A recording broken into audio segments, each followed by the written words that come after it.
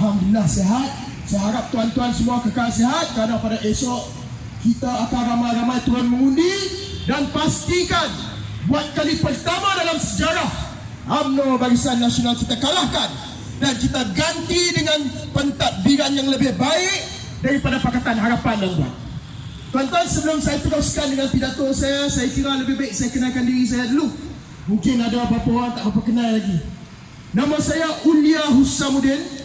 Saya merupakan salah seorang ahli majlis pimpinan tertinggi Parti Pribumi Bersatu Malaysia. Saya juga merupakan Ketua Penerangan Pemuda PPBN Malaysia. Dan saya juga merupakan Ketua Penerangan Pakatan Harapan, Ketua Penerangan Pemuda Pakatan Harapan Malaysia, tuan-tuan. Jadi tuan-tuan, apa yang penting tentang diri saya ni, tuan-tuan, selain apa kerja-kerja saya ni, kita berhenti sat untuk hormat azan, insyaAllah. Azan nanti dah. Bukan dia dah. Apa rupa-rupanya ada orang kacau. Apa, tuan-tuan? Jadi tuan-tuan, hari ini kita akan tunjuk, tuan-tuan, yang paling penting tentang diri saya juga rakyat seperti anda semua, tuan-tuan. Sebelum kita pergi jauh, tuan-tuan, saya nak tanya tuan-tuan lah. Saya nak tanya tuan-tuan, apa sebenarnya tugas wakil rakyat ni, tuan-tuan? Apa sebenarnya tugas wakil rakyat? Apa sebenarnya erti menjadi seorang wakil rakyat, tuan-tuan? Tuan-tuan, kita ni, tuan-tuan, kita pilih wakil rakyat daripada kalangan rakyat. Daripada kalangan kita pilih seorang wakil yang kita akan buh di parlimen, yang kita akan buh di dalam Dewan Undangan Negeri. Yang di dalam parlimen dia akan buat semua dasar-dasar dan undang-undang kita. Dan semua yang berada di DUN akan pastikan kebajikan kita di dalam negeri, tuan-tuan. Kalaulah di parlimen tu ada 222 rusi, kita ada 30 juta rusi, kita dah tak payah dah hantar wakil daripada kita, tuan-tuan. Tapi di dalam parlimen itu, tuan-tuan, hanya ada 222 rusi, maka kita kena pilih seorang wakil kita, tuan-tuan. Tuan-tuan, dalam surah Al-Anfal ayat 27, Allah SWT telah berfirman, janganlah kamu mengkhianati Allah, janganlah kamu mengkhianati Rasul, dan janganlah kamu mengkhianati amanah-amanah yang telah diberikan kepada kamu. Maka tuan-tuan, kita lihat bagaimana di bawah pentadbiran Barisan Nasional telah gagal dan telah mengkhianati amanah-amanah kita. Kita sembang ni, kita nak cerita, tuan-tuan, awal ada YMDB lagi. Bila saya nak cerita pasal YMDB ni, kawan-kawan daripada BN sebelah sana dia kata, Ulia hampir cerita pasal YMDB, orang kampung tak faham. Saya tak apa-apa, ini orang kampung lekeh. Mai sini saya cerita apa yang berlaku dalam YMDB, tuan-tuan. Cerita dia mudah, tuan-tuan. Pada satu hari, Datuk Seri Najib Tun Razak dia buat satu syarikat. Dia buat satu syarikat yang konon-kononnya nak selamatkan kau. Dia nak buat syarikat ni, dia pergi minta, lepas pelaburan yang tak berapa nak menjadi, dia nak minta pakai duit rakyat. Dia pergi minta daripada Menteri Kewangan untuk guna duit rakyat, tuan-tuan. Menteri Kewangan ni kena minta dari Perdana Menteri untuk diluluskan untuk YMDB, tuan-tuan. Siapa dia bos YMDB? Najib Tun Razak. Siapa dia Menteri Kewangan, tuan-tuan? Najib Tun Razak. Siapa dia Perdana Menteri, tuan-tuan? Najib Tun Razak. Najib minta duit daripada Najib untuk diluluskan oleh Najib, untuk diberi kepada Najib, tuan-tuan. Nak tunjuk betapa salah guna kuasa telah berlaku di atas, tuan-tuan. Lepas tu kita dapat tahu dia balas pula duit kita 2.6 bilion. 2.6 bilion ni banyak mana, tuan-tuan? 2.6 bilion ni sebanyak 2,600 juta.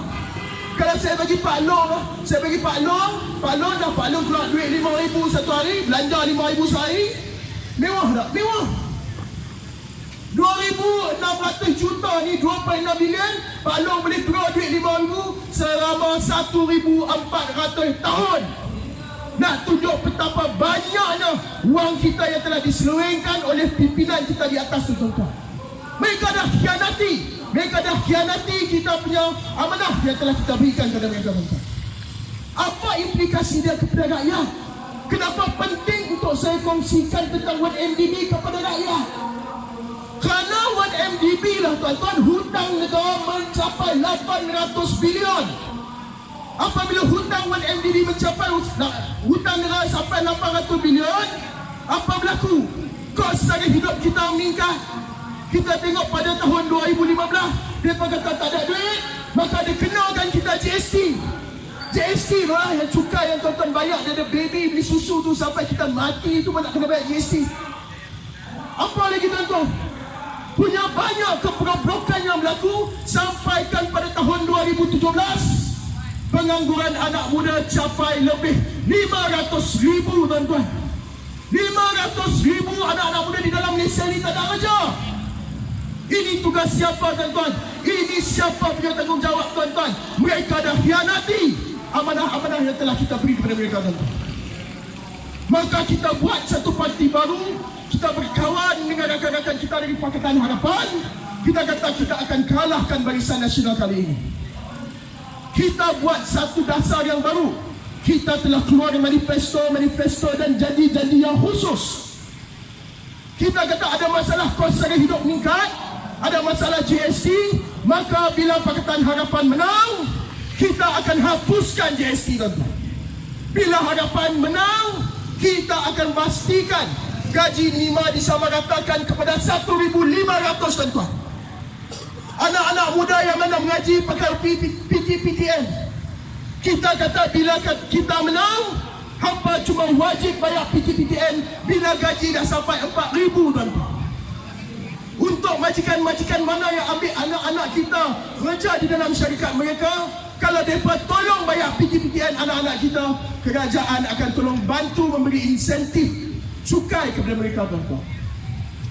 Kita kata masalah pengangguran lebih daripada 500,000, maka kita kata Pakatan Harapan bila menang, kita akan berikan pekerjaan lebih 1 juta kepada mereka tuan-tuan.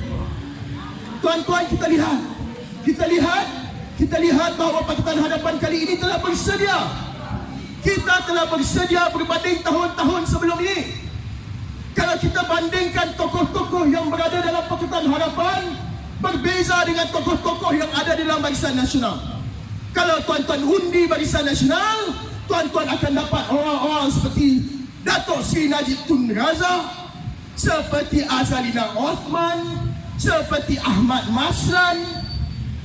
Tapi kalau kita tengok dalam Pakatan Harapan, kita ada Tun Dr. Mahathir Mohamad, kita ada Datuk Seri Anwar Ibrahim, kita ada Tan Sri Muhyiddin Yassin, Datuk Seri Mukris, kita ada Datuk Seri Wan Azizah, kita ada Rafizi Ramli, kita ada Said Sadiq, kita ada Abang Mat Sabu, kita ada Dr. Zulkifli Ahmad. Kita ramai tokoh-tokoh yang berjaya dan tokoh-tokoh yang hebat di dalam Pakatan Harapan tuan-tuan.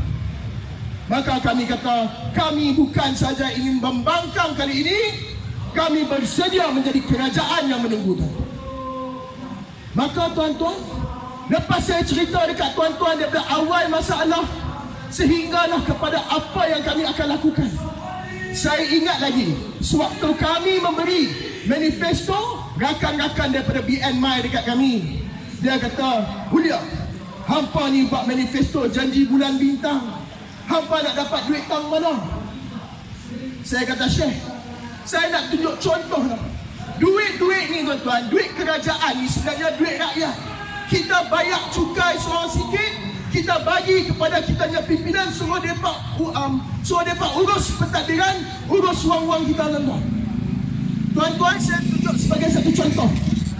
Pada tahun 2017, Jabatan Perdana Menteri sahaja pada satu tahun menggunakan 15.9 bilion duit rakyat tuan-tuan. Zaman Tun Dr. Mahathir dulu, paling banyak Tun pernah guna sebanyak 8 bilion. Bila Pakatan Harapan menang, kami kata kami akan potong peruntukan untuk Jabatan Perdana Menteri sebanyak 5 bilion. Maka satu tahun Pakatan Harapan boleh simpan lebih 11 bilion. Itu baru daripada satu jabatan tuan-tuan. Masalah yang berlaku, pimpinan Barisan Nasional rasuah, ketirisan yang berlaku, itu masalah yang berlaku. Maka kami kata, kami akan terus dan terus melawan rasuah supaya wang-wang rakyat akan digunakan dengan lebih baik. Lepas kita kata kita dapat selamatkan 10 bilion satu tahun, hampa nak apa, nak university free, kami bagi. Untuk maklum-maklum kakak-kakak yang ada, kami kata kami akan bagi caruman KWSP, kepada suri rumah tuan-tuan. Punya banyak yang boleh kami sampaikan daripada masalah, daripada pengurusan yang lebih baik di bawah Pakatan Harapan. Lepas tu tuan-tuan, Barisan Nasional tak lama lepas tu mereka keluar dengan manifesto mereka. Pakatan Harapan kata nak bagi 1 juta pekerjaan. Barisan Nasional kata okeylah, kami bagi lebih sikit. Pakatan Harapan kata nak sama ratakan gaji minimal kepada 1,500. Barisan Nasional kata oh kami pun sama, nak bagi 1,500 juga. Saya tanya lah dia, itu apa kata tak ada duit? Dia kata itu dah sembang dengan hang, kami dah tahu dapat duit tang mana. Tapi tuan-tuan, Barisan Nasional ni mereka keluarkan manifesto dan janji-janji. Tapi tuan-tuan, kami ni pembangkang keluar manifesto dan janji-janji kerana kami belum lagi berkuasa. Kami belum lagi ada wang. Siapa kerajaan Malaysia hari ini? Kalau kerajaan Barisan Nasional janji nak bagi 3 juta pekerjaan, kenapa tak bagi hari ini? Kenapa nak kena buat janji-janji dan manifesto? Kalau kata nak tingkatkan gaji minimal kepada 1,500, kenapa tak bagi hari ini? Kenapa nak tunggu PRU 14? Nyata Barisan Nasional hanya permainkan rakyat. Mereka hanya perlukan undi rakyat, baru mereka keluar manifesto dan janji-janji mereka tuan-tuan. Ini bukan kerajaan yang kita mahu. Kita mahu perubahan. Kenapa perubahan ini penting tuan-tuan? Saya faham perubahan ini tak biasa. Orang kata perubahan ini tak mudah. Bila kita pindah rumah pun kita fikir, okey ke aku pindah rumah baru ni? Aku pindah raja baru, okey ke aku pindah raja baru ni? Tapi tuan-tuan, perubahan ini perlu. Tuan-tuan sendiri pembuat kereta nak kena tukar minyak hitam. Malaysia satu-satunya negara di dalam dunia yang tidak pernah tukar tampuk pimpinan. Bayangkan, kenapa penting untuk kita tukar tampuk pimpinan? Supaya mereka ingat, supaya semua parti politik dan ahli-ahli politik tahu bahawa rakyat yang berkuasa tuan-tuan. Bila mereka menang, mereka takut dengan kita. Kita yang angkat wakil rakyat kita. Kita yang jatuhkan mereka juga tuan-tuan. Biar mereka ingat tuan-tuan. Kalau mereka nak ambil rasuah tani, biar mereka ingat. Kalau aku ambil rasuah tani, rakyat marah. Aku ambil projek tani, rakyat marah. Aku boleh kalah. Biar mereka tahu siapa yang berkuasa di dalam Malaysia tuan-tuan. Rakyat yang berkuasa tuan-tuan. Ingat tu tuan-tuan. Kita pastikan kerajaan Barisan Nasional. Kita pastikan semua parti-parti politik dan juga semua calon-calon kita ingat bahawa kita yang berkuasa sebagai rakyat tuan-tuan. Kalaulah tuan-tuan Pakatan Harapan gagal dalam terma atau penggal pertama ini, maka hukumlah kami pada PRU ke-15. Tapi buat hari ini, tolonglah beri peluang kepada Pakatan Harapan untuk memacu pentadbiran negara tuan-tuan. Beri peluang kepada calon-calon kita di DUN. Beri peluang kepada calon-calon kita di Parlimen. Setiap kunci untuk ke Wisma Darul Aman terletak di dalam calon-calon kita yang berada di DUN. Dan setiap undi untuk calon-calon Parlimen kita adalah satu kunci ke Putrajaya tuan-tuan. Ingat tu tuan-tuan. Ingat tuan-tuan. Ingatkan juga tuan-tuan, berilah peluang kepada Tun Dr. Mahathir Mohamad. Usia beliau sudah pun mencapai 93 tahun. Selepas ini kita akan dengar amanat daripada Tun. Kita akan dengar apa yang Tun akan katakan sebelum kita buang undi esok tuan-tuan. Beri peluang kepada Tun di ujung pengakhiran usia dia untuk betulkan kembali masalah-masalah yang berlaku dalam negara. Kali ini tuan-tuan, kita mesti menang. Kalau kita tidak menang kali ini tuan-tuan, sampai kiamatlah Barisan Nasional akan terus berkuasa. Kita tunjukkan bahawa Malaysia ini bukan Datuk Seri Najib Tun Razak yang punya, bukan Rosmah Mansor yang punya. Malaysia ini kita yang punya tuan-tuan. Tunjukkan kepada mereka tuan-tuan. Maka tuan-tuan, saya kira saya pun telah bercoloteh dengan panjang. Saya telah terangkan kepada kita semua masalah yang berlaku daripada 1MDB sehingga kesannya kepada rakyat.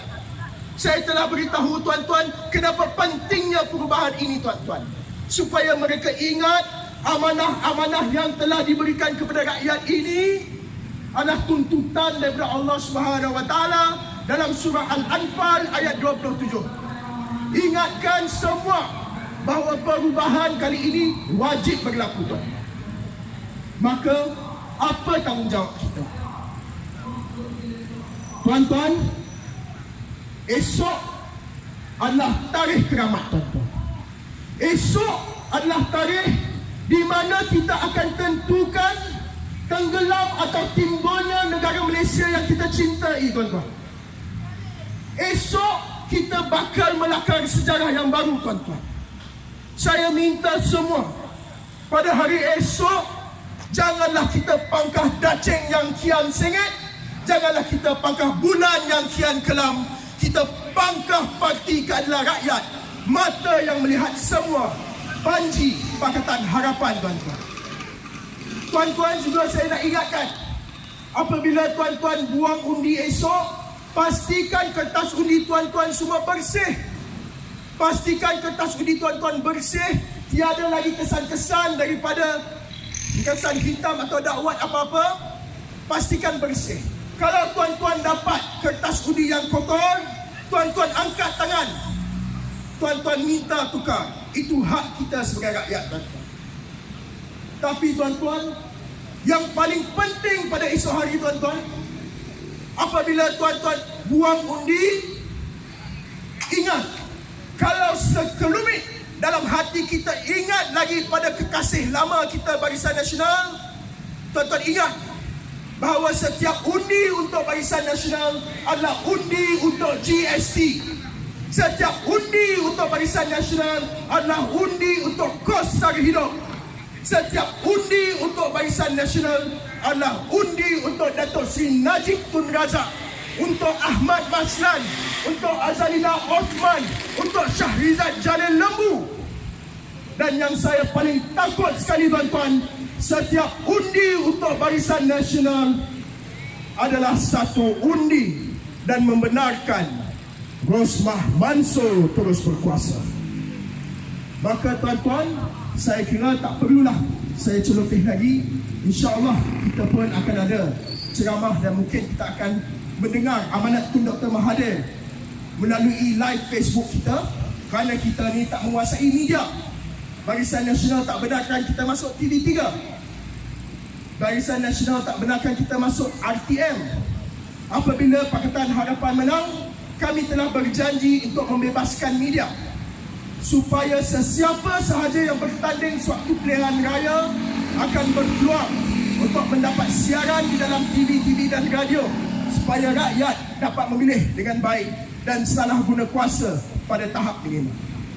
Jadi tuan-tuan, insya-Allah kita berjumpa lagi pada lain hari, dan harap sewaktu kita berjumpa, sewaktu itu negara Malaysia dan negeri Kedah Darul Aman khususnya sudah berada di bawah pentadbiran Kerajaan Pakatan Harapan yang diterajui oleh Tun Dr. Mahathir Mohamad sebagai Perdana Menteri yang ke-7.